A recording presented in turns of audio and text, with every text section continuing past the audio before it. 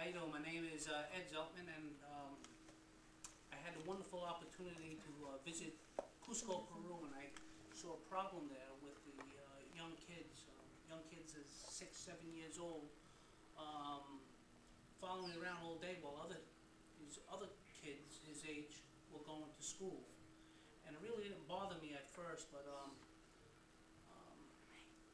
was a problem that existed there, and I saw it, and I didn't really know what to do. Then one day I decided, because I wanted to do something, I wanted to give back to the community that I visited, because it was a wonderful community. They had religion there, they had beautiful, friendly people, and I wanted to do something for them. And there was a school across from my hotel, and I went there and I says, you know, the friends that I have gathered, they spoke broken English, and I says, go to the school and ask them. I says, let's have like a little soccer game with the kids. They'll score, you know, we'll have prizes, $10, $15, $25. That's a lot of money for these kids, and that's what I set out to do. Well, he got the agreement from the director, and we had this event, and it went along so beautiful that I wanted to do another event. I felt I could do more. I wanted to do more. And I told the director of the place, I says, let's have one more event. I says, at the end of the week, I'll bring somebody there from the professional soccer team. Of course, that's what they do. They play a lot of soccer, and it went well.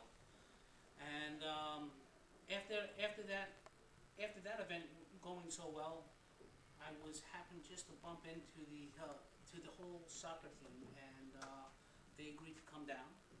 And from that point on, I'm saying I got the whole team to come down and play with the school and interact with the whole school there, and it was a wonderful feeling. I couldn't believe what I was doing for this one school, for this one town in Cusco. It was nothing like this ever been done. And I was given by the director of the school to start a non-profit organization there. They will volunteer. They give me 4 rooms over there. And in my head I'm saying, well, I'm going to do it.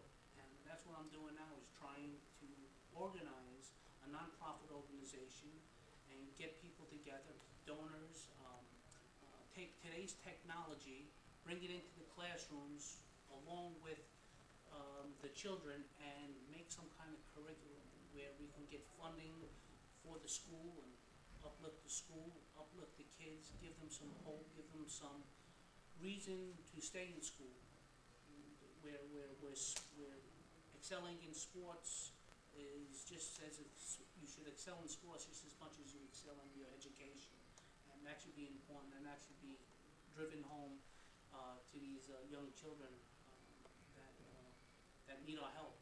And if anybody out there wants to help and get involved, I'll be happy to take their name and number, and we can all get involved and make a difference in this world, because it's going to start with Cusco and go all over, so we hope. And that's it. Great. Thank you very much. So what do you think? How was it? I think it was good, Yeah. especially at the end, because you gave the audience the opportunity to know how to get involved, because you offered them to talk to you at the end. So Okay. a lot of times people give speeches and then the audience doesn't really understand how they can get involved or how they can become a part of what the person's presenting about, but he did that. So I felt that it was good. See, action points are critical for any speech. You can get people on the same page, but if you don't give them a way to collaborate with you, it falls flat. Okay.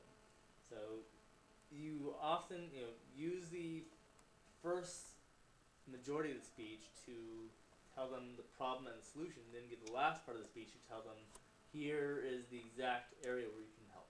So what did I do wrong? Nothing. You did everything right. I did everything right? Everything right, yes. See you guys later. Thank you. Okay.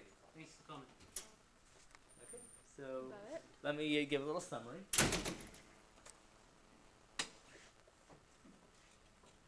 Started off with 2, where did we go to?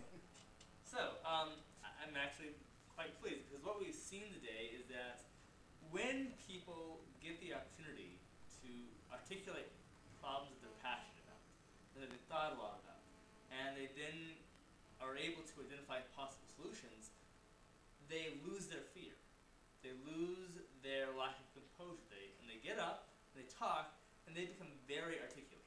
They become people who are able to translate what they care about into what they say and then motivate you to action. And the examples we saw today had people who initially hadn't even thought about it. They hadn't even begun to think of the problems, and then boom, they were able to identify the problems very easily, and within a single minute articulate exactly what the problem was and articulate a solution. So that is, I think, the gold standard of public speaking. That if you get to the point where you can identify the problem, identify a possible solution, go up to a crowd, tell them your ideas, and get them to act toward a solution together, you've done your job. And therefore, I think we will continue with these workshops and get more people active.